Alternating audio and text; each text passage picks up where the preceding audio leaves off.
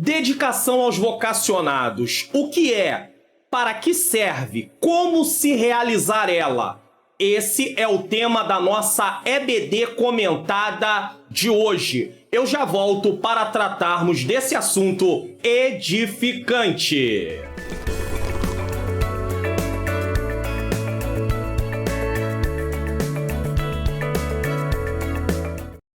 A paz do Senhor, sejam bem-vindos a mais uma EBD comentada online. Eu sou o pastor Mário Luna e sinto-me honrado de ter esta oportunidade de estar mais uma vez junto com vocês para a ministração desta aula. Hoje nós vamos tratar sobre a lição de número 9, Paulo e sua dedicação aos vocacionados. Paulo era um homem que se dedicava a estar ensinando o povo de Deus para poder trabalhar na seara do Senhor. Antes de mais nada, vamos fazer uma oração. Senhor Deus e Pai, eu quero te agradecer por esta rica oportunidade de estar aqui mais uma vez, lembrando ao Senhor que eu não tenho como de mim mesmo fazer nada, mas eu dependo que o Senhor ilumine a minha mente para que eu possa ensinar as verdades da Tua Palavra e ao mesmo tempo ilumina a mente daqueles que estão assistindo para que possamos juntos, Senhor, aprendermos e ao mesmo tempo praticarmos a Tua Palavra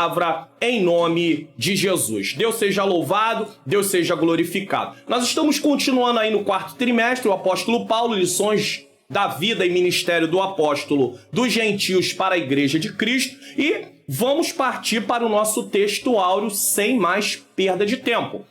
Olhai, pois, por vós e por todo o rebanho sobre o que o Espírito Santo vos constituiu bispos, para apacentardes a igreja de Deus, que ele resgatou com seu próprio sangue. Atos capítulo de número 20, versículo 28. Verdade prática da nossa lição de hoje está dizendo o seguinte: no reino de Deus, a liderança mais antiga zela pelas lideranças mais novas. Pergunta: será que tem sido assim? Aqui já estamos diante de um dilema. As lideranças mais antigas estão zelando pelas novas lideranças, nesse caso? É uma pergunta que vai pairar durante a nossa lição. Os jovens vocacionados precisam de cuidado e de zelo. Mas como lidar com essa transição no qual alguns obreiros mais novos estão chegando e outros estão com mais idade? Como é que tem sido o nosso comportamento nos dias atuais? Já havia problema naqueles dias e nos dias de hoje não é diferente. Leitura bíblica em classe está em Atos, capítulo de número 20, versículos de número 17 a 34. Eu vou aproveitar durante a leitura e fazer algumas pontuações, tá bom? Diz assim, versículo 17. De Mileto mandou a Éfeso chamar os anciãos da igreja. E logo que chegaram, junto dele disse-lhe: vós bem sabeis, desde o primeiro dia que entrei na Ásia, como em todo esse tempo me portei no meio de vós. Dentro desses dois versículos, ele chama de Mileto a Éfeso. Alguns estudiosos dizem que de Mileto a Éfeso havia mais ou menos uma distância de 48, 45 a 50 quilômetros, só para você poder entender. O apóstolo Paulo fala de como ele tinha se portado. Aqui ele está falando do seu testemunho de vida. Vamos tratar disso no decorrer da lição. Versículo 19. Servindo ao Senhor com toda a humildade e com muitas lágrimas e tentações que pelas ciladas dos judeus me sobrevieram. Versículo 20. Como nada que é útil seja, deixei de vos anunciar e ensinar publicamente e pelas casas. Quando o apóstolo Paulo usa aqui, ele usa duas vezes, ele fala anunciar, ensinar. Dentro desses versículos da leitura bíblica em classe, várias vezes ele fala anunciar, ensinar, pregando, admoestando. Então, ele tem em mente aqui a questão da evangelização e do ensino. O ensino aqui é dar edificação aos crentes, é dar aos crentes ali um suporte para crescimento espiritual. É algo mais aprofundado. Não é o evangelismo, que é o primeiro contato que a pessoa tem com Cristo. Ela vai ouvir sobre Cristo, ele está pregando o evangelho, mas ele não só anunciou, ele também ensinou. Então ele fala ali de pregar. Evangelismo, que é anunciar, e ele fala também de ensinar. A partir do versículo 21 agora diz assim: testificando. O que é testificar? Continua da mesma maneira, dentro da questão do ensinar, tanto a judeus como a gregos, a conversão a Deus e a fé em nosso Senhor Jesus Cristo. E agora, eis que ligado eu pelo Espírito, vou para Jerusalém. Esse ligado aqui é dirigido, é junto, é levado pelo Espírito nesse caso, tá? Ligado, vou para Jerusalém, não sabendo o que lá me há de acontecer. Quando ele fala não sabendo, ele está falando dos detalhes, do que ia acontecer de forma muito detalhada. Isso ele não sabia, mas ele tinha ciência de quê? Versículo de número 23. Senão que o Espírito Santo de cidade em cidade me revela, que Deus havia usado pessoas para o apóstolo Paulo também, dizendo que me esperam prisões e tribulações. A partir do versículo 24. Mas em nada tenho a minha vida por preciosa. Isso aqui tem a ver com chamado. Paulo entendia que a vida dele agora deveria ser vivida para atender o chamado de Deus. Paulo não está dizendo que ele não liga para a vida dele, que ele não está nem aí para a vida dele. Não é isso que Paulo está dizendo. Paulo está dizendo que a vida dele agora não é mais dele. A vida dele agora está a serviço do Senhor que o chamou. E ele continua: contanto que cumpra com alegria, tá aqui, ó, o cumprimento do que eu disse, a minha carreira e o ministério que recebi do Senhor Jesus. Para quê? Para dar testemunho. Mais uma palavra aqui sobre a questão do anunciar, do pregar, do exortar, para dar testemunho do evangelho da graça de Deus. 25. E agora, na verdade, sei que todos vós, por quem passei pregando, olha quantas vezes pregando, anunciando, admoestando, testemunhando, está aqui. O reino de Deus, não vereis mais o meu rosto. Paulo está deixando ali o quê? Uma despedida. Paulo está se despedindo. Versículo de número 26. Portanto, no dia de hoje vos protesto que estou limpo do sangue de todos. Ou seja, não sou responsável se alguém desistir, pois ensinei tudo o que devia sobre Cristo para vocês. Versículo 27.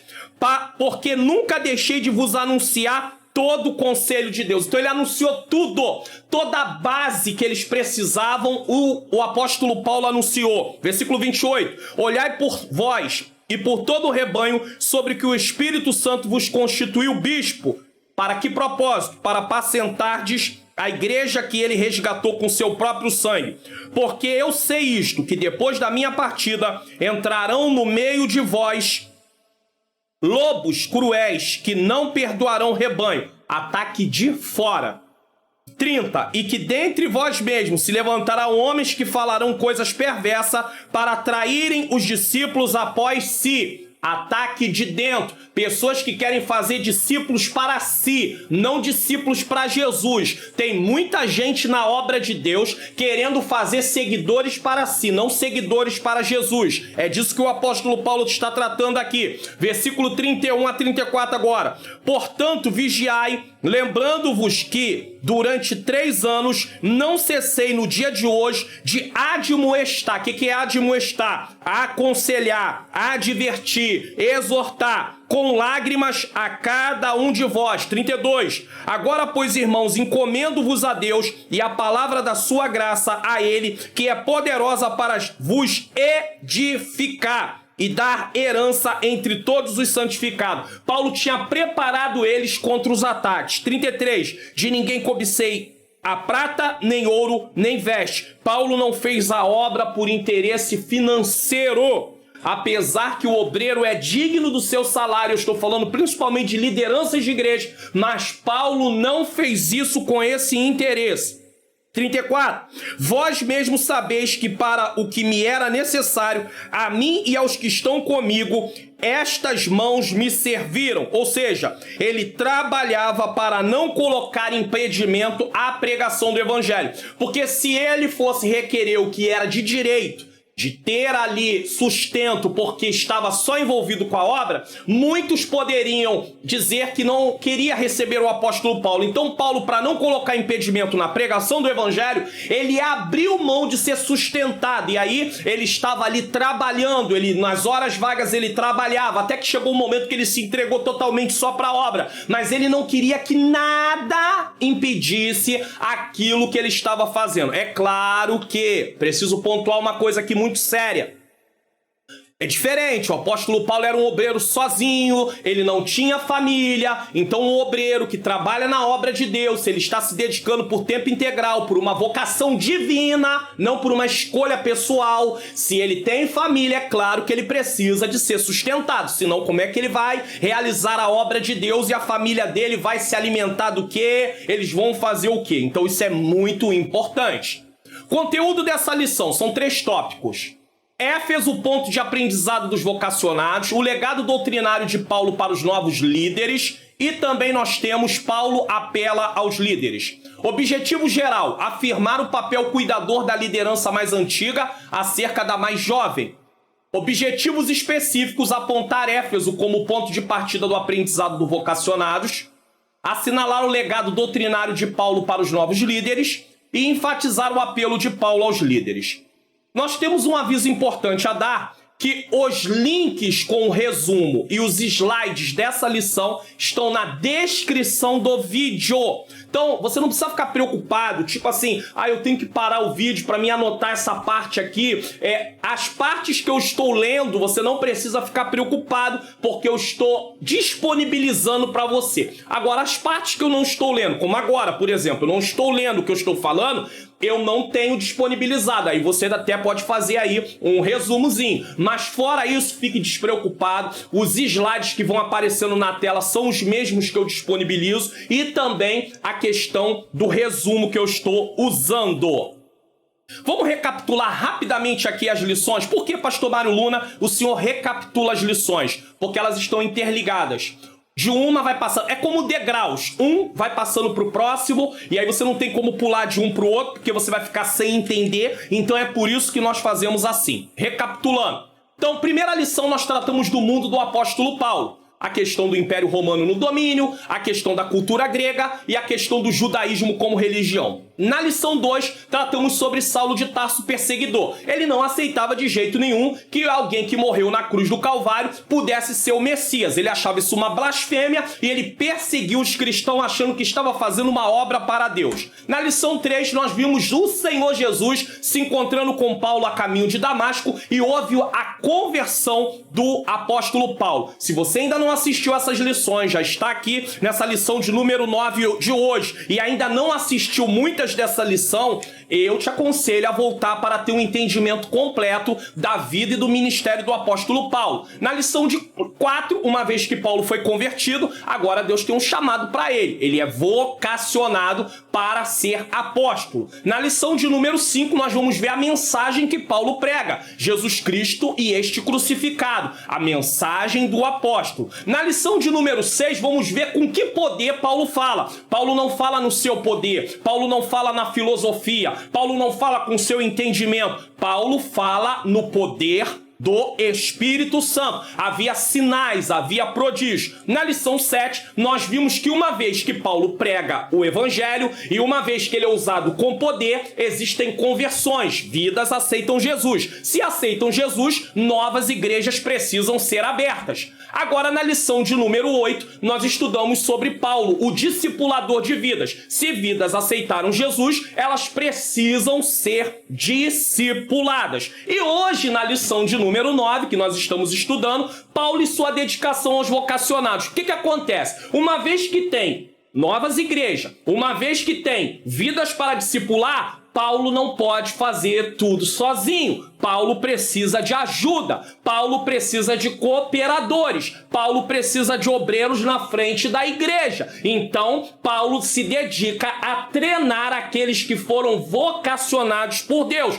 Paulo entende que sozinho ele não pode fazer a obra. Ele precisa de ajuda. Paulo não tem problema com a posição que Deus lhe deu. Ele está muito firme, muito convicto do que Deus chamou ele para fazer. Então, Paulo não tem medo. Paulo não age como Saul, que quando Deus disse agora é a vez de Davi, Davi vai ser colocado como rei, Saul começa a perseguir Davi direto. Por quê? Porque Saul se sentiu ameaçado. Paulo não é o tipo de líder que se sente ameaçado. Paulo entende que o que Deus chamou ele para fazer é ele, e os outros são os outros. Então Paulo vai se dedicar aos vocacionados. Introdução da nossa lição. Nesta lição vamos estudar sobre o grande legado do apóstolo Paulo para os obreiros da atualidade. O que ele nos deixou? Sua maneira de ensinar os novos vocacionados, seu legado doutrinário para os novos obreiros e seus apelos aos líderes para cuidar do rebanho de Deus. Aqui é um resumo do que vamos tratar nessa lição. Temos muito que aprender com a vida e o ministério do apóstolo dos gentios. Que o Espírito Santo fale aos nossos corações. Eu quero aqui dentro dessa introdução fazer algumas considerações. Quando o comentarista fala de legado, ele está falando de algo que alguém transmite ou deixa para outras pessoas. E um grande exemplo desse legado está lá em Filipenses capítulo 4, versículo 9, que diz: o que também aprendeste, recebeste, ouviste e viste em mim, Paulo dizendo, isto fazei, e o Deus de paz será convosco. Paulo está escrevendo aos Filipenses e está dizendo que o que eles aprenderam, receberam, ouviram e viram, ou seja, testemunho também do apóstolo, ele não só ensinou, ele não só entregou, ele não só falou, mas ele também viveu. Ele diz, façam. Então aqui nós temos um exemplo do legado. Paulo, como obreiro mais antigo, reconhecia a necessidade do avanço da obra de formar novos obreiros. E ele tinha consciência que o ministério não terminaria nele. A obra não pararia no apóstolo Paulo, precisava avançar. Por isso a obra de evangelização e discipulado não pode parar por falta de novos obreiros. Paulo precisava fazer o quê? Preparar novos obreiros. É preciso preparar novos obreiros. O Senhor chama as antigas lideranças para cuidar das mais novas. Por quê? Porque grande é, na verdade, a seara, mas os obreiros são poucos. E eu preciso fazer mais algumas considerações aqui.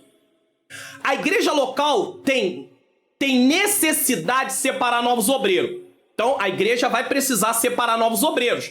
Isso quer dizer que novos obreiros, biblicamente, eles têm... A Bíblia ensina, nós temos o aprendizado na palavra do porquê separar novos obreiros. Então, nós vamos ver aqui algumas condições para separar novos obreiros. Em primeiro lugar, nós precisamos entender que para separar novos obreiros, a igreja tem que ter necessidade de novos obreiros. Não adianta separar obreiros se a igreja não tem necessidade. Ah, mas como assim? Quando é que a igreja tem necessidade? Quando tem coisas para fazer, mas não tem gente para atuar. Então, nós vamos estar em oração, a igreja está em oração, a liderança está em oração, e Deus, ele vai dar ali aquela direção e vai ser visto aqueles que têm vocação. Então, em primeiro lugar, precisa ter a necessidade de novos obreiros. O segundo lugar, precisam ser vocacionados. Não pode ser uma pessoa que levantou e, eu quero ser. Não é assim. É claro que quando Deus chama, eu preciso aceitar. Mas não é que a minha vontade vai transformar a vontade de Deus. Não, eu desejo ser pastor. Irmãos, sinceramente, quem Deus tem chamado, se pudesse, fugiria. Sabe por quê? Porque sabe da responsabilidade. Pessoas que dizem com muita facilidade, eu quero ser, a motivação para ser aquilo que ele quer ser não está em servir na maioria das vezes. Está em ter algum retorno, mesmo que não seja financeiro. Às vezes de ser visto, às vezes de mandar em pessoas. Ele acha que estar numa posição eclesiástica é poder mandar em pessoas, é poder ser respeitado por pessoas. Aí entra uma série de coisas. Às vezes a pessoa tem um problema de baixa autoestima, ele teve ele foi muito desprezado quando era mais novo. Existe uma série de coisas que não dá tempo de eu falar aqui para vocês nesta aula de hoje, que podem mudar a motivação de alguém para estar no ministério. Mas quem Deus tem chamado, na maioria das vezes, ele vai tentar fugir, ele vai se acuar, ele vai ficar ali dizendo, não, pode deixar, coloca outro. Por quê? Porque ele sabe da responsabilidade. Então, primeiro, a igreja precisa ter necessidade de novos obreiros. E esses novos obreiros vão ser designados para algo específico.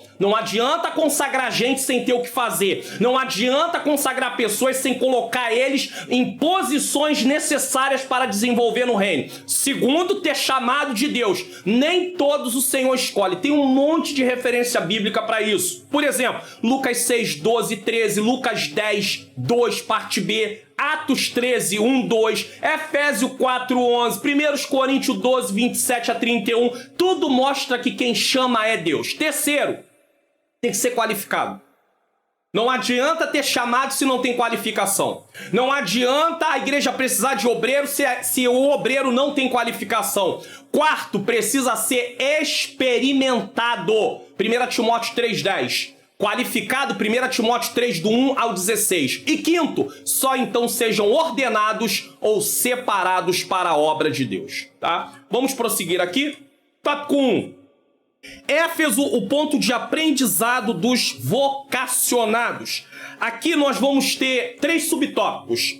O ponto de partida, Paulo e o despertamento de novas vocações, e Paulo, um mestre inspirado. Então vamos lá. O ponto de partida. Em lição anterior, essa lição anterior que ele fala aqui foi a lição 7. Vimos que Antioquia, se você ainda não assistiu essa lição, depois dessa aula assista, tá? Antioquia foi o lugar de desenvolvimento vocacional do apóstolo Paulo. Então Paulo, ele foi desenvolvido, sua vocação, em Antioquia. Nós lemos isso em Atos 13, versículo 1, tá? Em Éfeso, o apóstolo permaneceu mais tempo, 3 anos. E por isso dali surgiu um local estratégico para formar novos discípulos. Assim, preparar seus colaboradores vocacionados para atuar nas igrejas da Ásia era uma tarefa importante, pois o ministério de Paulo já estava mais independente dos apóstolos de Jerusalém, embora não perdesse a comunhão com a igreja mãe. O que ele está dizendo aqui? Está dizendo que Paulo tinha necessidade de preparar novos obreiros. Por que ele tinha necessidade de preparar novos obreiros? Porque a igreja estava crescendo, a obra que ele estava realizando estava crescendo, tá? Só que Paulo não era desvinculado da igreja de Jerusalém, mas ele tinha uma liderança dentro do trabalho que ele estava realizando. Claro, com o aval da igreja de Jerusalém.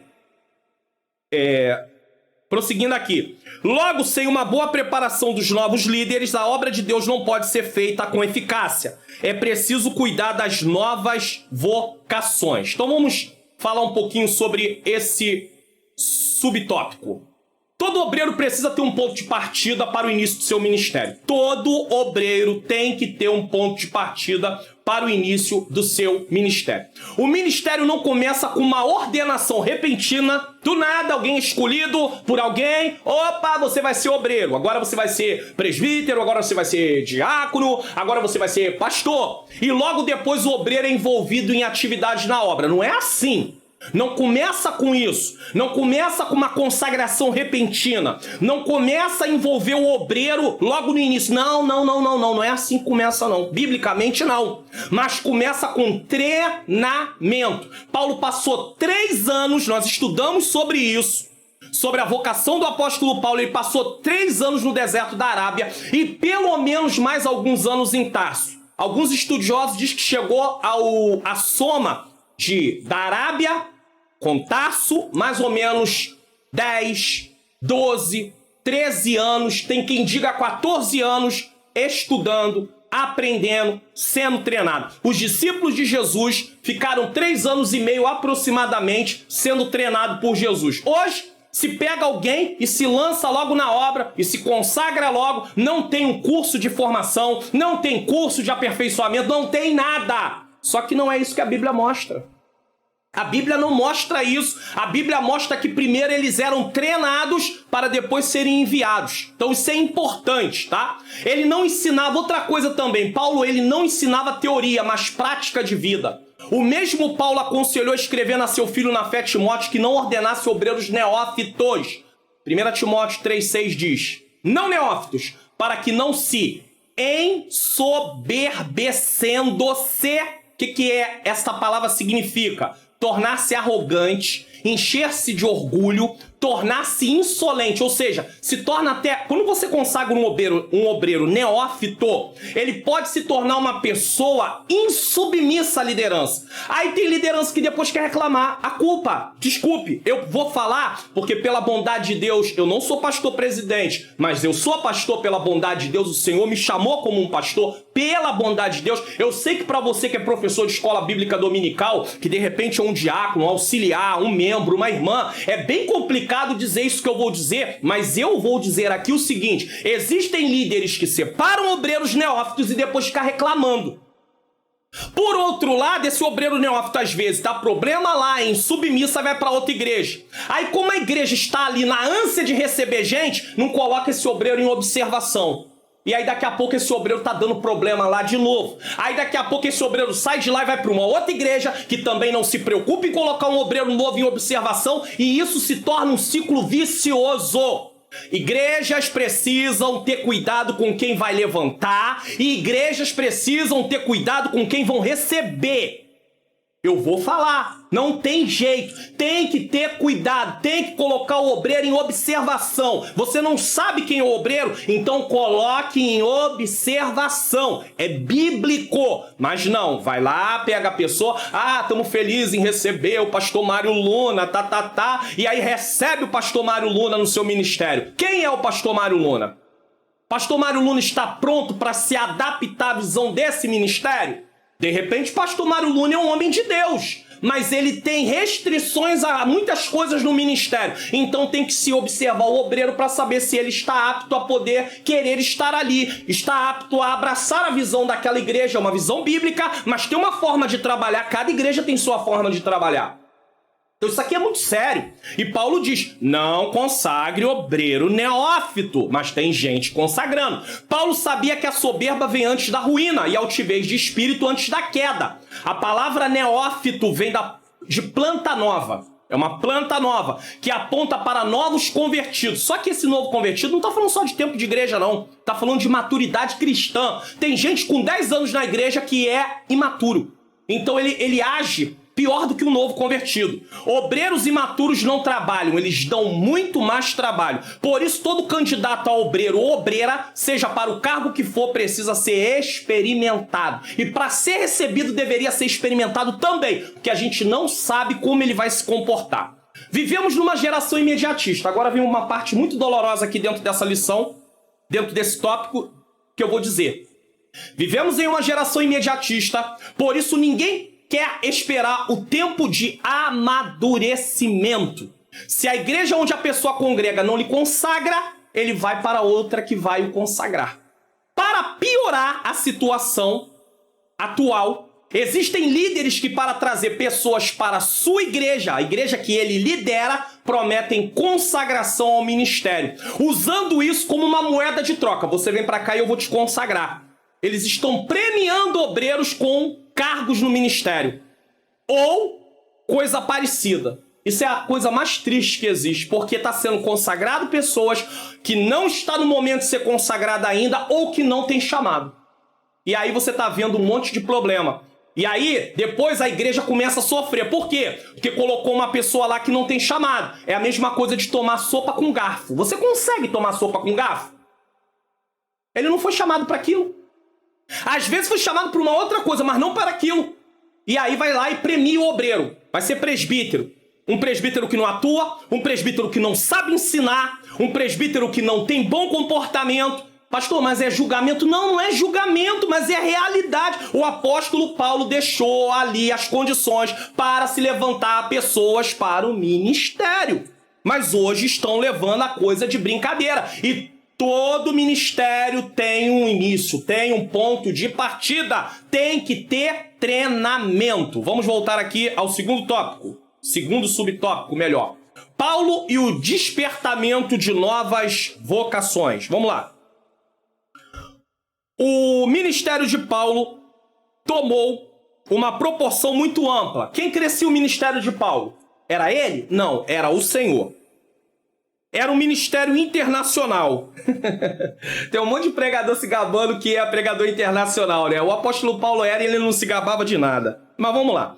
Para levar as boas novas aos centros culturais do mundo, ele não podia atuar sozinho. Isso era uma consciência que Paulo tinha. Sozinho eu não faço. Você pode ter certeza, igrejas que não têm essa visão nunca, vou repetir, nunca vão crescer. Nunca, porque eu vou explicar por que elas nunca vão crescer. Presta atenção aí.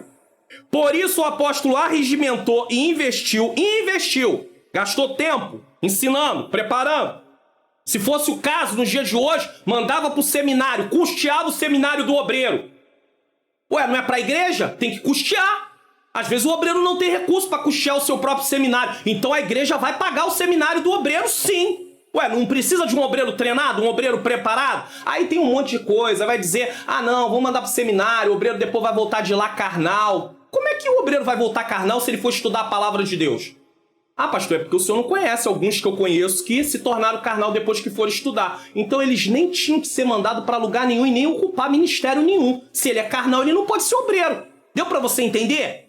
É simples assim. Ele precisa primeiro ser trabalhado pelo Senhor Jesus para depois ocupar. E aí sim ele poderia fazer o seminário e não teria nenhum problema. Mas aí você vai defender que ele é carnal. Ele ficou carnal depois que estudou. Ele já era carnal. Isso só ficou mais evidente. Podemos citar nomes como Timóteo, Sópatro, segundo aqui é o nome, tá? Trófimo, Tíquico, Tito, Aristarco, todos esses colaboradores de Paulo, Filemão, Gaio e tantos outros. Tem as referências bíblicas aqui, depois você dá uma olhadinha, não deixa de ler não, tá bom? Essas pessoas recebiam ensino diretamente de quem? De Paulo. Ou seja, o ministério do apóstolo despertava novas vocações. Eles viam em Paulo um grande líder e eles estavam ali aprendendo com o apóstolo Paulo. Vamos falar algo aqui sobre esse subtópico 2, Paulo e despertamento de novas vocações. Deixa eu mostrar aqui para você, mostrar não, né, no sentido de falar. Paulo foi um líder focado na vocação que recebeu do Senhor Jesus. Ele tinha como objetivo cumprir a missão de evangelizar e ensinar vidas sobre o Cristo crucificado. Então ele evangelizava quem era Jesus e ele ensinava, dava edificação. Ele cumpria Efésios 4 a partir do 11 ali, tá? Por isso, Paulo precisava de obreiros que lhe auxiliassem nessa grande obra. Porque como é que ele vai fazer a obra se ele não tivesse obreiros? Essas pessoas recebiam ensino diretamente de Paulo. Ou seja, o ministério dele, como eu já disse, despertava novas vocações. Quando uma igreja local tem um líder, agora eu vou concluir o que eu havia dito no meio da palavra aqui, tá? Quando uma igreja local tem um líder que pensa no avanço da obra de Deus e não na sua promoção pessoal, esse líder vai precisar oferecer treinamento para levantar aqueles que são vocacionados por Deus para o ministério. Quando o líder pensa na sua posição, na sua promoção pessoal, ele não vai querer levantar pessoas porque ele tem medo de perder o lugar. Só que quando Deus dá uma liderança, ele deu, acabou. Não são todos que foram chamados para presidir. É só ler Romanos capítulo 12. Tem lá a parte que vai falar do Senhor ter chamado pessoa. Tem dons falando ali em Romanos capítulo 12. Então, nem todos foram chamados para presidir, não precisa se preocupar. É claro que tem que presidir com vigilância, com sabedoria. É claro que você não vai trazer para perto de si pessoas gananciosas. Mas de medo, a obra não vai crescer. Então Paulo, ele dava treinamento. Foi isso que o apóstolo precisou fazer. Dar treinamento. Ele precisou delegar tarefas. Depois ele dá treinamento e ele tem que dividir o trabalho. Apontar o que cada vocacionado teria que fazer para que a obra avançasse. Não basta só consagrar o obreiro. É preciso dizer para ele, você está sendo consagrado para assumir determinada posição. Que história é essa de consagrar o obreiro para ficar em cima de púlpito, enfeitando púlpito? Obreiro foi feito para enfeitar púlpito de igreja? Tem um monte de gente, um monte de lugar que está sentado, que não tem nenhuma ocupação. Aí vai ter algum líder que vai dizer, não tem ocupação porque não procura o que fazer. Meu amado, pastor, Deus seja louvado pela sua vida, você líder de departamento, se você falar isso, Deus seja louvado pela sua vida, mas eu quero te dar uma informação. Por favor, procure o que significa a palavra liderar. Por favor, em nome de Jesus. Liderar fala de delegar. Liderar fala de gerenciar. Inclusive, eu nem estava pensando no que eu vou fazer aqui. Eu tenho um manual chamado Manual do Obreiro Cristão Aprovado, que eu já dei alguns cursos pela bondade de Deus em algumas igrejas, e eu vou falar sobre a questão aqui, eu falo sobre a questão de liderar e de administrar. E alguém vai dizer, pastor, mas o senhor não está na frente de uma igreja nesse momento. Não, não estou, mas já liderei igreja pela bondade de Deus, já dirigi congregação pela bondade de Deus. Mas a questão é mostrar o seguinte: quem está liderando é quem vai designar. O obreiro não tem que sair por aí botando a mão naquilo que não foi lhe delegado para fazer. Porque tem lugar que o obreiro sai e coloca a mão e ele é repreendido. E aí os obreiros não sabem o que fazer. Se ele vai colocar a mão, tem gente dizendo que ele quer ser mais do que o pastor. Se ele está sentadinho no canto dele esperando o pastor mostrar, ou o líder, quem quer que seja, que tá, de repente ele participa de um departamento, alguma coisa, ele está esperando, alguém diz, não quer nada com a obra. Dá para decidir o que nós vamos querer? Porque assim fica difícil. Aí o obreiro fica perdido. Então o apóstolo Paulo treinava, o apóstolo Paulo designava o que eles deveriam fazer. Ele manda Tito para um lado, ele manda Timóteo para o outro. Está escrito, não é eu que estou falando, está na Bíblia. E aí eu vejo gente reclamando, o obreiro não faz nada. Por que consagrou ele? Não foi eu que consagrei, veio de outra igreja. Por que recebeu? Por que não botou ele num tempo de experiência? Por que não conversou com ele para entender qual era a visão dele acerca de ministério, de obra de Deus? Perguntar para ele numa entrevista, vem cá, meu amadinho, querido de Deus, abençoado de Jesus Cristo, o que é ser um presbítero para você? O que é ser um diácono para você? O que é ser para você um evangelista, meu amado de Deus? O que é? Claro, com amor, com carinho. E a gente está falando um pouco mais forte, mas o amor continua do mesmo jeito. E aí, não perguntou nada. O negócio era receber. Aí agora recebeu, agora vem os problemas, né? Parece até casamento, né? Não investiga primeiro, não conversa primeiro, não conhece primeiro, depois casa e quer reclamar da esposa, quer reclamar do marido. Por que vocês não se conheceram primeiro? Por que vocês não investigaram os gostos, a visão de obra, a visão em relação à vida? Por quê? Tô falando de quem estava no evangelho. Quem não era cristão, é claro que não é possível, né? Não tem como. Mas quem é cristão? Por quê? Então isso tudo precisa ser levado em consideração. Para finalizar esse subtópico, eu preciso ainda dizer: não adianta uma igreja cheia de obreiros se os mesmos não forem designados para serviços específicos dentro do chamado que o Senhor os deu. Por isso que você não pode pegar um obreiro que foi chamado para obra evangelística e botar ele para ficar dentro de uma igreja lá, por exemplo, dando aula de escola bíblica dominical. Não vai dar certo. Como também você não pode pegar um professor e designar ele para obra evangelística especificamente. Por quê? Porque também não vai dar certo. Deus não chamou ele para aquilo. Nós precisamos entender que Deus chama pessoas para posições diferentes dentro do reino. Ele é o dono da obra, ele faz como ele quiser. Não é eu que quero, é ele que quer. Ele fez porque ele quis. O resultado de obreiros que não são designados objetivamente para a obra é confusão entre eles. Tem um monte de igreja que os obreiros estão brigando entre si porque não tem o que fazer, não foram designados para coisa nenhuma, e aí estão sofrendo, a obra está sofrendo, a igreja está sofrendo. E a igreja começa a ver o obreiro brigar, e daqui a pouco estão brigando também entre si. Se os obreiros são exemplo. Se os obreiros brigam, não se entende, a gente também não se entende. Pega uma saudação, é farpa pro presbítero, é farpa pro evangelista, é farpa pro pastor presidente. Se não podar isso, se não cortar isso, pastor, é difícil cortar, porque senão a gente perde gente. Infelizmente a reforma vai trazer algumas consequências.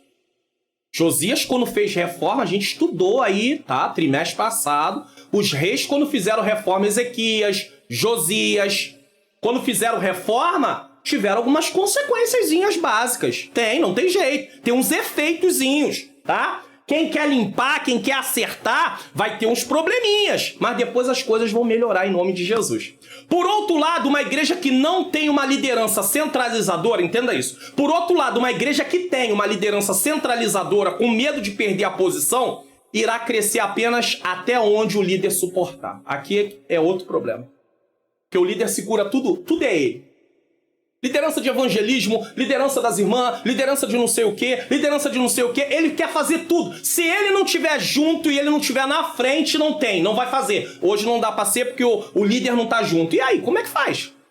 Então a igreja não cresce. Não vai abrir filial, não vai abrir nada. Vai ficar lá fechada. Por quê? Porque não tem a visão. Não pode ser centralizadora a liderança. Volto a dizer, você que é professor de escola bíblica dominical, é muito complicado. A CPAD nos dá lições, que essa lição aqui está tratando de líderes. Como é que um membro que é professor de escola bíblica vai falar para líder? Como é que um diácono vai falar para líder? Como é que um presbítero, às vezes, vai falar para líder, pastor de igreja? Porque está falando para líder.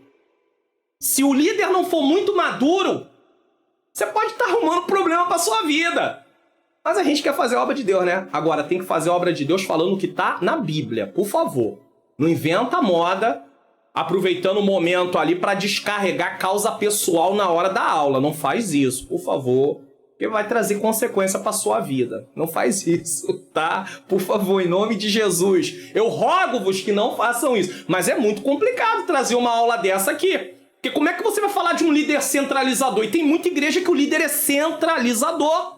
Ele não assume isso, ele não aceita. Se falar, não, eu não aceito isso. Mas ele é centralizador. A gente não fala, mas ele é centralizador, tá?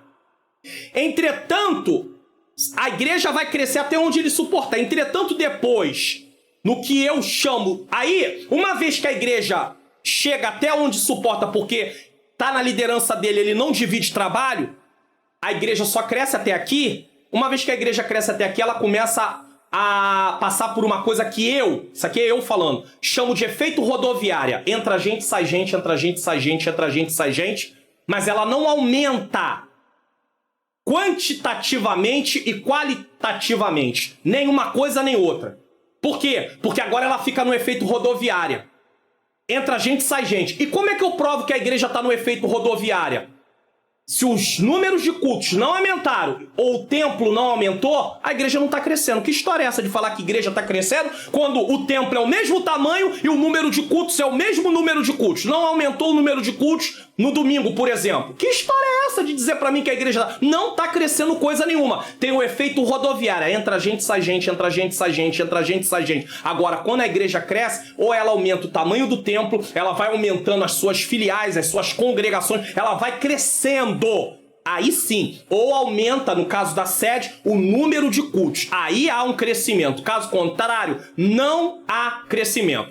Por isso, não usar obreiros como Paulo usava para o avanço da obra é descumprir o modelo que a igreja primitiva usava e alcançava grande crescimento. É desconsiderar o exemplo de Paulo. Não estamos considerando nada, tá? Número 3, Paulo, um mestre inspirador. Vamos lá? O apóstolo Paulo aproveitou a boa vontade de seus filhos na fé para o aprendizado no Evangelho. Nesse sentido, ele tornou-se um mestre inspirado para os que o ouviam, pois o apóstolo recebera a revelação do próprio Senhor. Assim, Paulo reunia vocacionados para dar-lhes instruções de como ele reunia... Olha o que está dito aqui. Paulo reunia vocacionados para dar-lhes instruções de como pastorear a igreja local. Timóteo, Tito. Não por acaso temos 3 epístolas paulinas denominadas de cartas pastorais. 1 Timóteo, 2 Timóteo e Tito. Ali há instruções sobre como pastorear uma igreja, falar com diversas pessoas da igreja local, segundo suas faixas etárias. A constituição e a preparação de novos líderes era cuidado constante do apóstolo. Paulo se preocupava com a formação de novos líderes. Ele dava treinamento para novos líderes. Paulo se preocupava somente depois de treinar os líderes, de colocá-los em suas devidas posições. Nem todos que Paulo treinou estavam assumindo uma responsabilidade na frente, mas estava ao lado para ter uma visão similar, igual. Nós não pensamos igual tudo, mas comprando ali a visão, a obra que Deus tinha na vida do apóstolo. Então Paulo tinha que treiná-los nesse caso. Esse deve ser o nosso cuidado também, pois a estabilidade ministerial da igreja local depende disso. Estabilidade ministerial. Será que essa palavra é uma palavra que tem se encontrado em muitos lugares no nosso dias? Estabilidade ministerial. Porque tem muitos obreiros que não querem estudar a palavra de Deus. Não querem estudar. Não se preocupam em estudar. Dizem que não tem tempo para estudar. Como é que vai fazer a obra do Senhor? Como é que vai ensinar vidas? Como? Não tem como, amados. Não tem como, queridos de Cristo. Louvado seja Deus. Deixa eu colocar aqui e falar aqui sobre esse subtópico 3, tá? Um líder sedento pelo ensino, que é assim, o apóstolo Paulo era um líder que estudava muito. Então preste atenção no que eu vou dizer aqui. Um líder sedento pelo ensino gera discípulos sedentos pelo ensino. O comportamento do líder vai ser seguido pelos seus discípulos, ou pelos seus seguidores, ou pelos... Aí, no caso, estamos falando de Cristo, né? Mas o comportamento do líder vai ser seguido pelos seus liderados. Aqueles que lá estão com ele. Paulo estava preso, prestes a ser sentenciado à morte, e pediu que Timóteo o fosse visitar e levasse os livros e principalmente os pergaminhos. 2 Timóteo 4,13. Está escrito isso lá, é só ler. Quem pensaria em estudar a palavra na iminência da morte? Paulo estava quase pronto para ser sentenciado à morte. Um homem que viveu para aprender e por isso também viveu para ensinar. Quem quer ensinar primeiro tem que aprender. Paulo inspirava os seus colaboradores através da vida que ele tinha. Alguém olhava para Paulo e dizia: eu quero aprender, eu quero estudar, eu quero ser treinado. Esse homem, olha como é que esse homem se comporta no evangelho. Paulo inspirava novos vocacionados por causa do seu comportamento. Paulo treinou vidas através do exemplo. Ele se aplicava em estudar, então seus filhos na fé tinham também vontade de estudar. É muito comum ver o responsável do evento de ensino nas igrejas falando, mas poucos são os líderes que se colocam na frente e demonstram que aquela questão do ensino deve ser realizada. São muito poucos líderes que pegam na frente. Aí você vai ver o seguinte, vai falar da escola dominical, quem está falando é o superintendente, mas pouco se fala, o líder pouco fala de escola dominical. Vai falar do seminário que a igreja tem, quem fala é o coordenador do seminário, o diretor do seminário, mas pouco líder coloca-se de frente para falar: irmãos, vamos fazer o seminário. Tem uma palestra na igreja, quem vai falar é quem está organizando, mas poucos são os líderes que pega de frente e diz: irmão, vai ter uma palestra, nós vamos estar aqui em nome de Jesus. Então, quando não é feito assim, a parte de ensino é sofrida. É muito sofrida. É muito sofrida. Paulo se aplica a estudar. Os seus liderados querem estudar também. E aí nós vemos, como eu disse, é muito comum ver o responsável pegar, mas os líderes não pegam. É com lágrimas, eu, pastor Mário Luna, que admito que igrejas onde os líderes promovem os eventos de ensino de frente são aquelas que os líderes receberam o dom ministerial de mestre. Aí sim. Eu conheço algumas igrejas assim, ele recebeu o dom ministerial de mestre, então ele pega o ensino assim, segura e promove o ensino. Ou reconhecem que o pastor também é o mestre. Ou eles receberam, ou eles reconhecem que o pastor também é o mestre.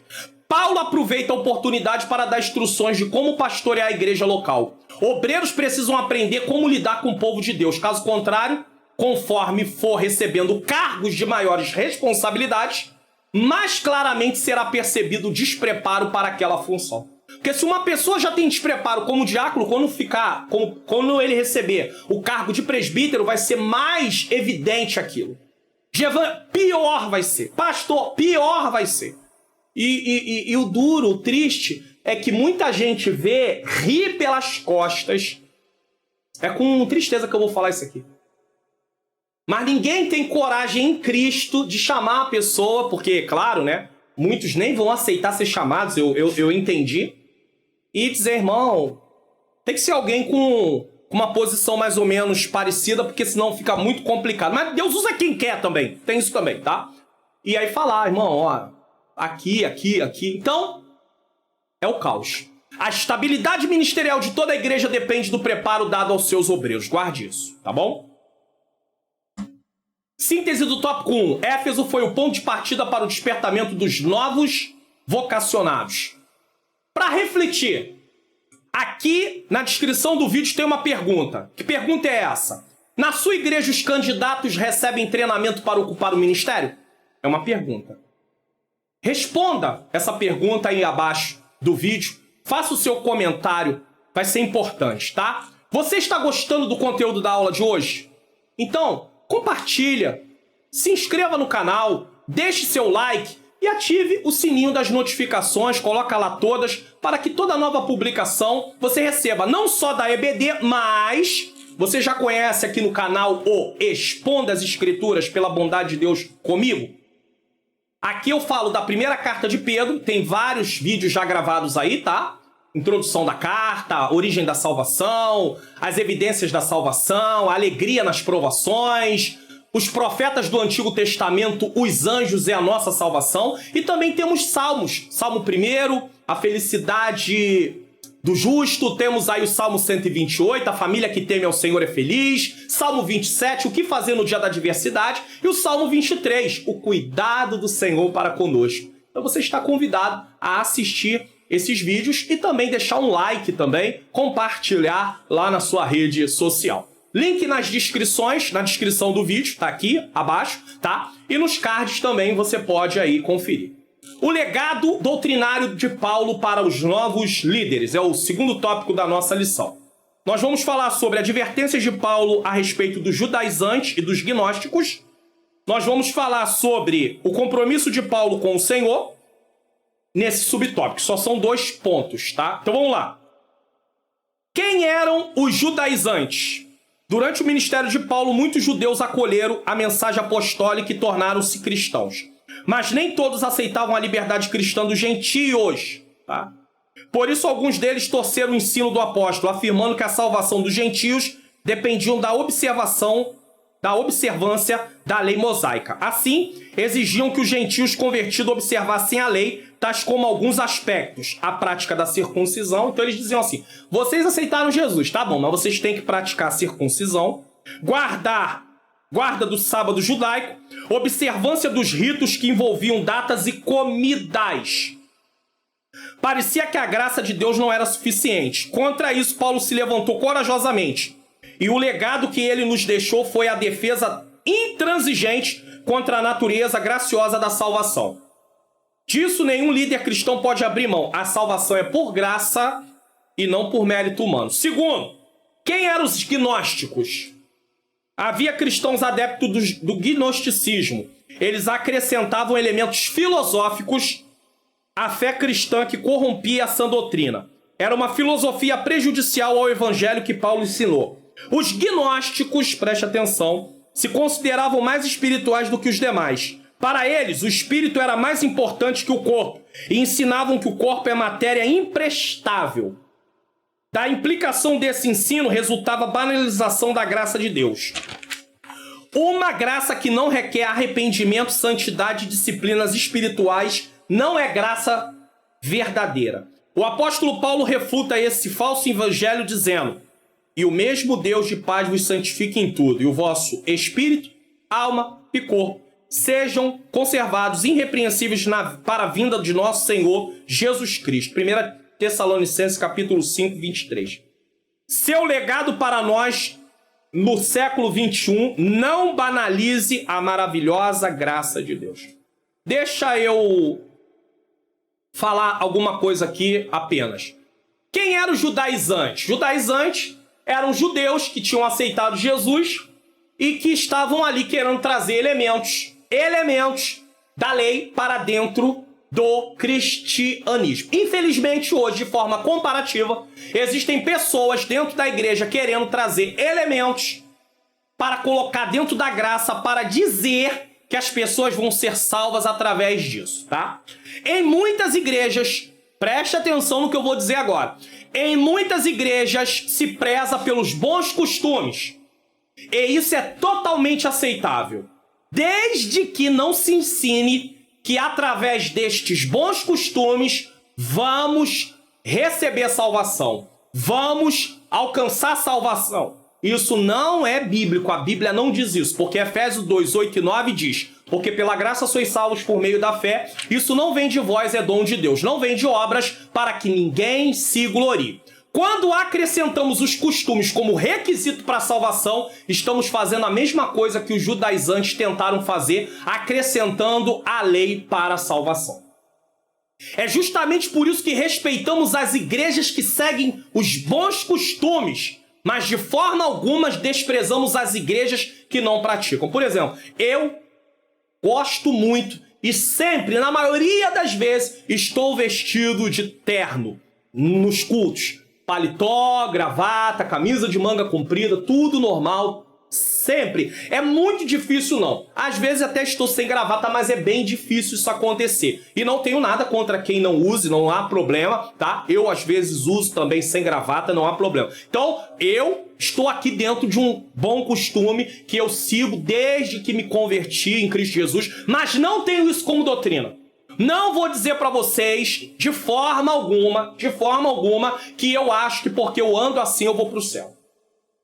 Eu tenho muitos alunos do Nordeste brasileiro que assistem a EBD comentada online, e eu sei que no Nordeste já existe bastante rigor em se privar pelos bons costumes. Então eu estou aqui, não há nenhum problema em relação a isso. Porém, eu deixo muito claro que não é a vestimenta que nós vamos vestir, no caso, que não seja indecente, que se for indecente é falta de doutrina. A indecência na vestimenta aí já entrou na parte doutrinária, tá? Vou deixar isso muito claro, mas não vou falar disso aqui agora, porque não tem tempo, não dá pra falar disso aqui agora. Mas eu quero deixar bem claro que não é a vestimenta que vai nos dar salvação. Agora, as boas obras são consequência de uma vida salva.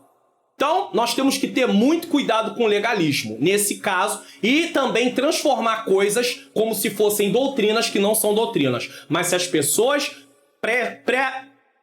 prismam, pelos bons costumes, nós estamos ali juntos.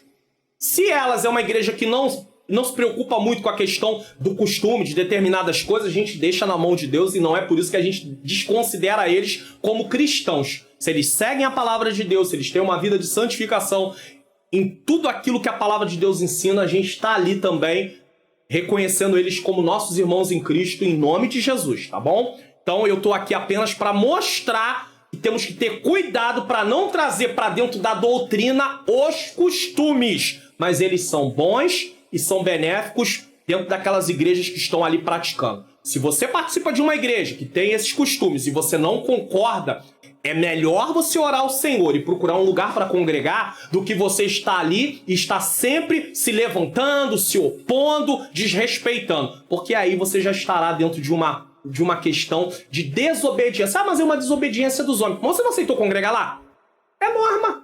Algumas normas, não para salvação, mas é uma forma de se comportar. Se você não aceita, seria bom você orar e procurar um lugar onde estivesse adequado àquilo que você pensa. Mas eu tô falando por causa do costume. Não é aquelas pessoas que saem da igreja porque querem um evangelho banalizado, não. Isso é outra coisa, tá bom? Quem eram os gnósticos? Haviam 3 tipos. Havia aqueles que jejuavam, não se casavam, alegavam que o sexo era mau, eles até martirizavam o corpo em relação a estarem ali com uma vida de agradar a Deus. Tinha aqueles que achavam que estavam acima do pecado. Achavam que estavam acima do pecado, para eles pecado já deixou de existir, e eles eram tão espirituais que eles achavam que tinham alcançado a perfeição, e faziam por causa disso acepção de pessoa. O apóstolo João, em sua carta, a primeira carta de João, combateu isso ferozmente, tá? Firmemente. 1 João capítulo 1, versículo 8 a 10, 1 João 4, 20. E havia os gnósticos que diziam assim, o corpo é imprestável, a gente pode fazer o que quiser com ele. Temos que experimentar o que é bom e o que é ruim. Então, eles caíam nas piores degradações morais, porque para eles era necessário, inclusive, pecar, porque para eles pecar não era pecar, porque o corpo em si não servia para nada. E é contra isso que o apóstolo Paulo está aqui nos orientando e nos advertindo. 2. Compromisso de Paulo com o Senhor. O apóstolo não se preocupava apenas em lidar com os falsos ensinos que deturpavam a fé cristã. Ele preocupava-se em viver de maneira coerente com o que ensinava. Por isso sua vida era sem ostentação, pois desejava refletir a humildade de Cristo. Atos 20, 18. Em sua despedida dos obreiros de Éfeso, o apóstolo procurou deixar um testemunho de amor ao Senhor e à sua igreja. Nesse sentido, aprendemos com Paulo que não podemos pensar numa coisa e desejar e executar outra. Agir assim é viver numa profunda incoerência e confusão espiritual. É preciso pregar os ensinos de Cristo e refleti-los tanto na vida privada quanto na vida pública. Então vamos aqui analisar um pouquinho esse subtópico aqui, tá? Em Atos dos Apóstolos, esse é o único discurso de Paulo para os cristãos. Não há outro discurso para cristão. Ele sempre fala para não cristãos. Por isso as palavras usadas por Paulo se parecem com as que ele usa em suas cartas, tá? No versículo 18 lemos, vós bem sabeis como foi que me conduzi entre vós em todo esse tempo, desde o primeiro dia em que entrei na Ásia. Paulo não começa com princípios, regras, instruções, mas com seu próprio exemplo. Paulo é um exemplo de vida. Foi assim também que ele escreveu aos Filipenses, em Filipenses 3,17. Irmãos, sede imitadores meus e observai os que andam segundo o modelo que tende em nós. Então, observai os que andam como eu ando e olhe para o nosso exemplo. Isso faz parte da essência do evangelho, tá? É imitação viva, atraente, né? As pessoas olham a vida daquele que ali serve ao Senhor e ele é levado, né, a querer ter uma vida em Cristo também. Paulo está se despedindo, deixando exemplo de vida. Paulo vivia o que pregava e pregava o que vivia. Quem lidera precisa cuidar do rebanho de Deus, cuidar de si mesmo para não praticar o que condena, cuidar de si mesmo para não cair em descrédito. Já no versículo 19, Paulo começa com a expressão servindo ao Senhor. Isso aponta para um escravo de Jesus Cristo, como ele afirma diante dos Filipenses. Filipenses 1:1, Gálatas 1:10. Ter um Senhor nos remete a viver uma vida de serviço. Qualquer função na igreja deve ser realizada como um serviço de Deus. A Deus, melhor dizendo. Paulo ainda fala de 3 atitudes que teve na prestação de serviço no reino. Humildade, lágrimas e provações. Humildade é reconhecer nossas deficiências e, por isso, nossa total dependência de Deus. Cristo é o nosso modelo de humildade. Uma pessoa humilde não se acha melhor do que os outros. Pelo contrário, está ali para servi-lo. É João 13, toalha e bacia. Também é impossível realizar o serviço a Deus sem lágrimas e provações. Não haverá só alegria, mas dores ardentes. E isso não como consequência de um mau serviço, mas devido à realização do serviço com sinceridade e amor. Paulo também havia experimentado muitas vezes isso. Eu não tenho tempo para ler, mas eu vou te pedir, você que é professor, ou você que é aluno, que está aqui aprendendo, leia, por favor, 2 Coríntios, capítulo 6, do 4 ao 10, e 2 Coríntios 11, do 23 ao 29. Leia depois, não agora, depois. Você vai constatar o que Paulo passou por causa de fazer a vontade de Deus. Então não é só alegria.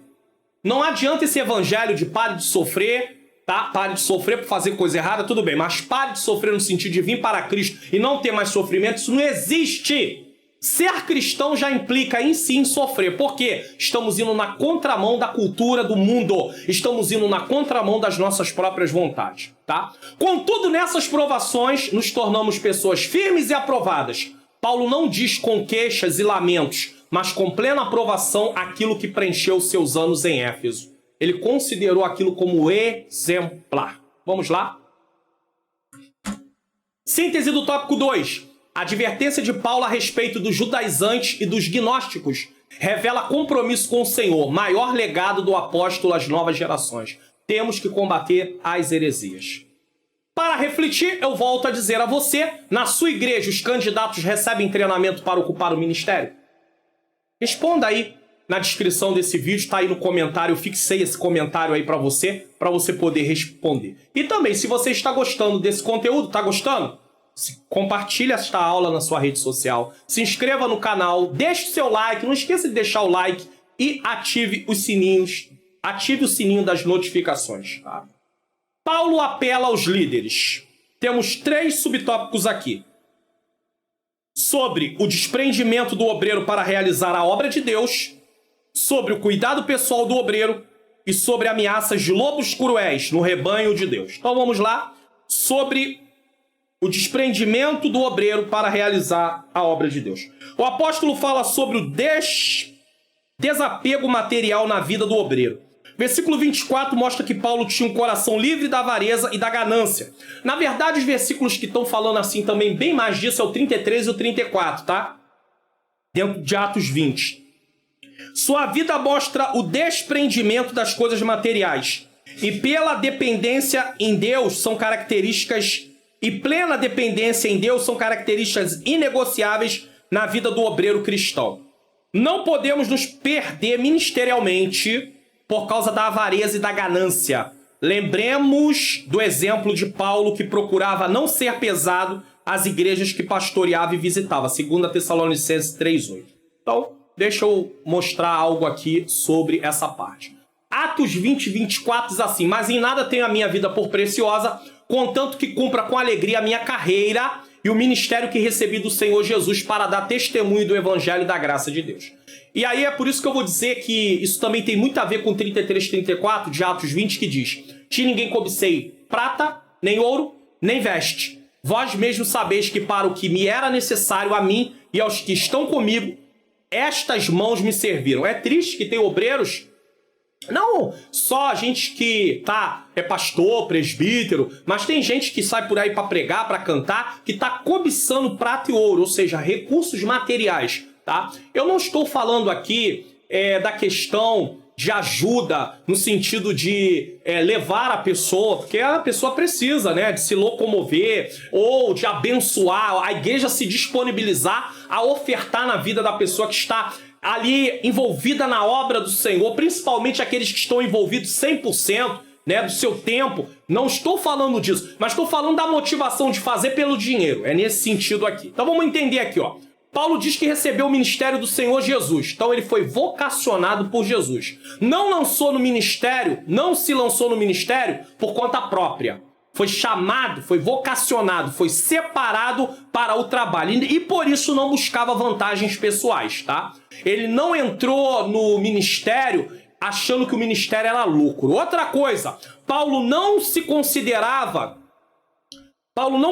a sua vida como preciosa para si mesmo. Ele tinha um ministério como algo que precisava ser realizado. Mas isso não quer dizer que Paulo fazia com a sua vida, tratava a vida, cuidava da vida de qualquer maneira. Não é isso. Mas Paulo diz assim, Paulo diz que não considerava a sua vida preciosa para si mesmo. Ele não queria viver para si. Isso é abnegação. O coração de Paulo não estava nas vantagens aferidas no ministério. Tem gente que quer ser do ministério porque, eu vou ter uma posição, as pessoas vão me respeitar, as pessoas vão ter que me ver. Ele não atuava no ministério cobiçando prata ou ouro, como eu disse. Não participava de uma corrida desenfreada em busca de prestígios ou fama. Seu propósito não era ser aplaudido ou ganhar prestígio entre os homens. Na verdade, ele estava pronto para trabalhar com as suas próprias mãos.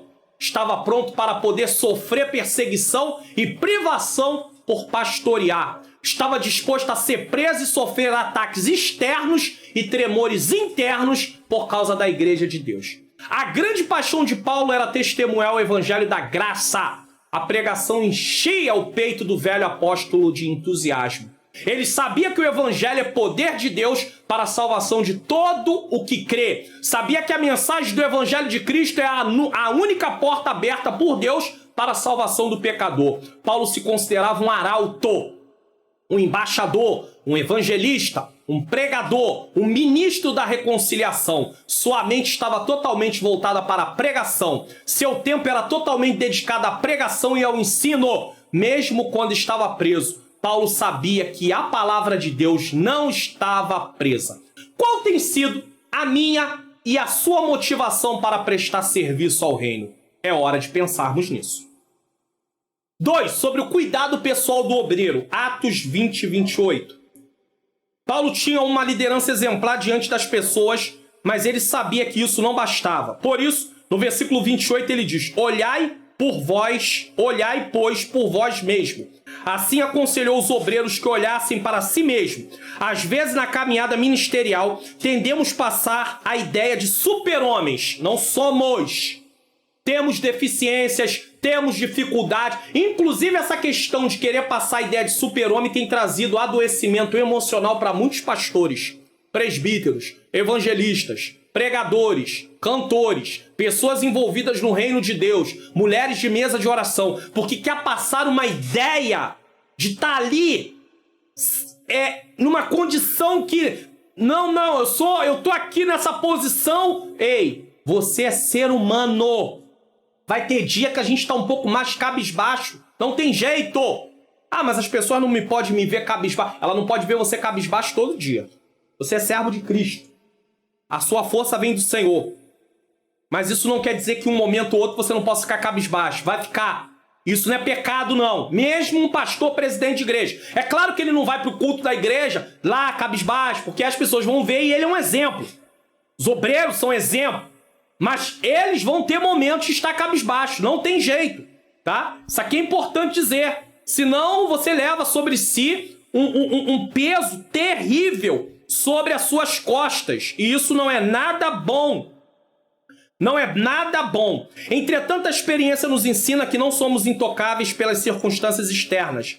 É preciso cuidar do corpo, da alma e do espírito. Assim, antes de cuidar do rebanho de Deus, o obreiro deve zelar pela sua saúde física, emocional e espiritual. Portanto, devemos cuidar de nós mesmos para cuidar do povo de Deus. Então vamos aprender mais um pouco. Esse subtópico aproveita a oportunidade para tratar do cuidado pessoal do obreiro. Na verdade, todo cristão deve observar esse cuidado pessoal, inclusive aqueles que estão envolvidos no serviço de Deus. É muito comum observarmos pessoas que se preocupam com a vida devocional, oração, leitura, meditação da palavra, prestação de serviço no reino, mas não têm o menor interesse em cuidar da sua vida emocional e do seu corpo. Tais pessoas espiritualizam as coisas que estão sobre a nossa responsabilidade para gerenciar. Não é Deus quem escolhe o tipo de comida que você vai comer e nem é Deus que escolhe o tempo que você vai descansar. É você que gerencia isso, não é Deus não. Então isso está na tua mão, não está na mão de Deus não. Não vamos colocar na mão de Deus aquilo que Ele já deu nas nossas mãos para fazer. Devemos reconhecer nossos limites físicos e emocionais.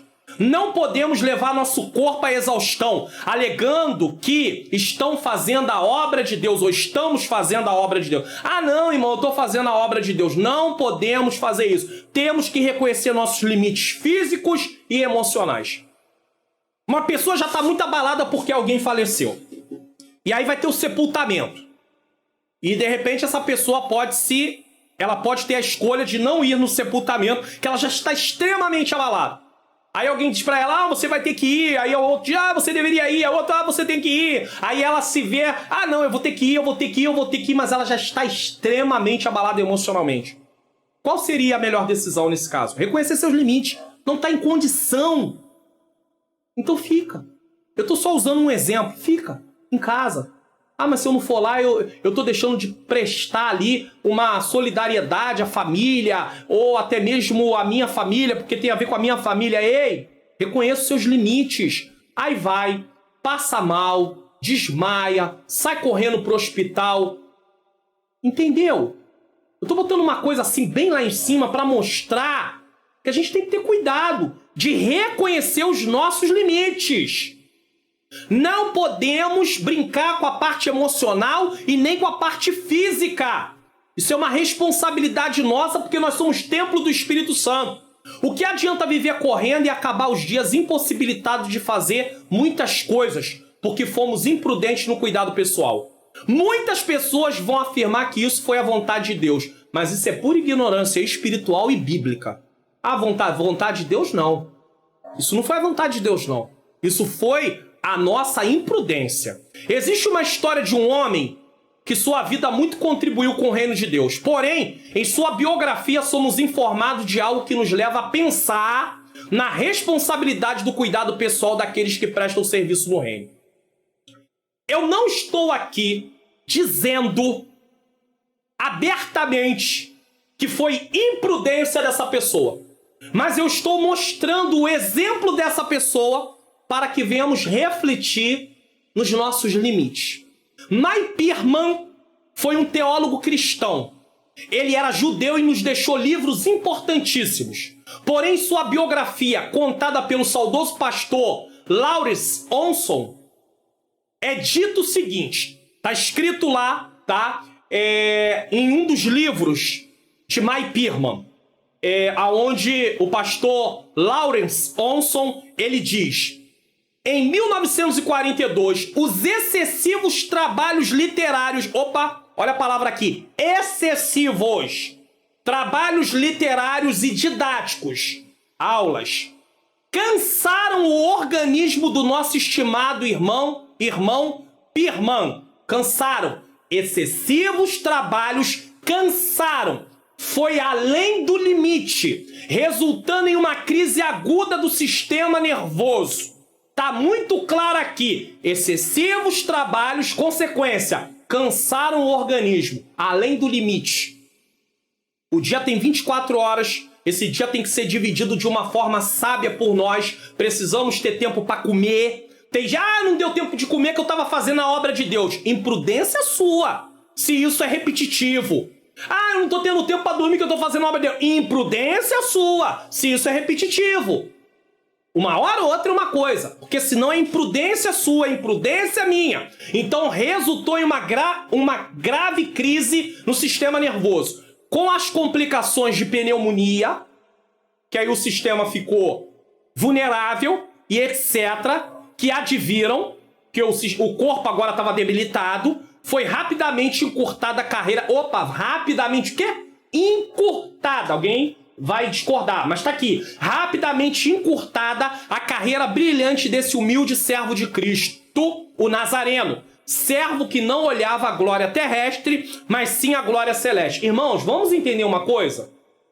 Aqui está Deus, aqui estamos nós. É claro que Deus, na sua presciência, sabia que esse irmão ia partir muito cedo por causa de tudo isso aqui que está sendo relatado. Mas isso não quer dizer que era plano de Deus alguém partir tão cedo por causa de um excesso. É isso que nós temos que entender, tá? Uma coisa é Deus saber, outra coisa é você dizer que Deus quis isso. É muito triste isso. Colocar na conta de Deus aquilo que está nas nossas mãos para fazer, tá? Então isso é muito triste. Apesar de receber a melhor assistência hospitalar, veio a falecer aos 44 anos de idade. Um dos enfermeiros testificou que havia orado a noite toda. Ele não perdeu sua fé. Deixou esposa e 3 filhos e inúmeros amigos em toda a parte do mundo que o têm como admiração e que aguardam um dia quando novamente poderão abraçar esse saudoso judeu que, apesar da pequena estatura física, era, em verdade, grande de espírito. Mas alguém, mesmo depois disso, como um exemplo que lemos, pode dizer o seguinte: mas 2 Coríntios capítulo 12, 15 diz: eu, Paulo, mas eu botei o Paulo aqui entre parênteses para você entender. Eu, Paulo, de muita boa vontade gastarei e me deixarei gastar pelas vossas almas, ainda que amando-vos cada vez mais seja menos amado.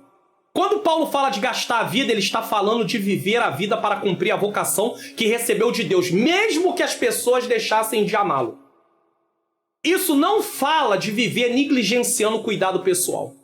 Podemos, inclusive, afirmar que Paulo não morreu de morte natural. Ele foi mártir.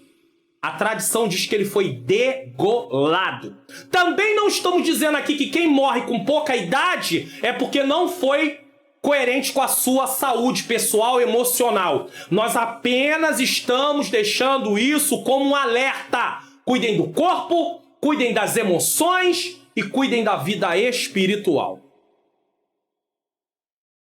3. Sobre a ameaça de lobos cruéis no rebanho de Deus. Atos 20, 29 e 30. A metáfora de lobos cruéis se refere aos falsos mestres que incutiam doutrinas estranhas na mente dos incautos. Esses lobos eram predadores espirituais do rebanho de Deus, destituídos de misericórdia e de amor. Coisa triste. Nesse sentido, o apóstolo convoca os obreiros a terem o compromisso de cuidar de cada ovelha do rebanho, ensinando-a e protegendo-a. Portanto, estejamos atentos contra os predadores que atacam o rebanho do Senhor. Precisamos desempenhar com fidelidade o nosso papel de guardiões e protetores do rebanho de Deus. Lembra dos ataques externos e internos? Então vamos lá ver isso aqui. Atos 20, 29 e 30 diz: porque eu sei isto, que depois da minha partida entrarão no meio de vós lobos cruéis, ataques externos, que não perdoarão o rebanho, e que dentre vós mesmo, ataques internos, se levantarão homens que falarão coisas perversas para atrair os discípulos após si, ou seja, fazer discípulo para ele. Paulo adverte aos anciãos efésios de que mestres heréticos entrarão na congregação de crentes. Eles são descritos como lobos, termo comum para hereges. Você vai ver isso em Mateus 7,15, 10,16, João 10,12. Como lobos cruéis, eles buscarão destruir o rebanho. Virão não só de fora, mas cristãos heréticos também se levantarão dentro da própria igreja. Está no versículo 30. E introduzirão doutrinas perigosas nela. O propósito é perverter a verdade e afastar os crentes do rebanho para o grupo deles. Sai daí, vem para cá. Então, nós temos aqui a ideia seguinte. Perigos de fora, que é destruir o rebanho. São falsos mestres. Estão ali para poder trazer prejuízo para o rebanho de Deus. Isso aqui é muito complicado, nós precisamos ter muita atenção. Mas tem os perigos de dentro, que já foi dito. Heresias, falsas doutrinas, tá? E eu quero dizer que a história da igreja antiga e moderna é repleta de relatos de pessoas como Diótrefes, que gostam de exercer primazia. 3 João, versículos 9 a 11. É assustador constatar que mais de um falso profeta começou dentro da igreja cristã. Convém ler e atentar para 1 João 2, 18 e 19. As atividades dessas pessoas serão uma ameaça mortal à vida do rebanho de Deus. Síntese do tópico 3. O apóstolo Paulo apela para que os obreiros tenham despreendimento material, não cobicem, não trabalhem por causa do dinheiro, ainda que o obreiro seja digno, mas não trabalhe por causa, cuidado espiritual e prudência para fazer a obra de Deus. Você gostou da aula de hoje? Então, compartilhe na sua rede social, se inscreva no canal, deixe o seu like e ative o sininho das notificações.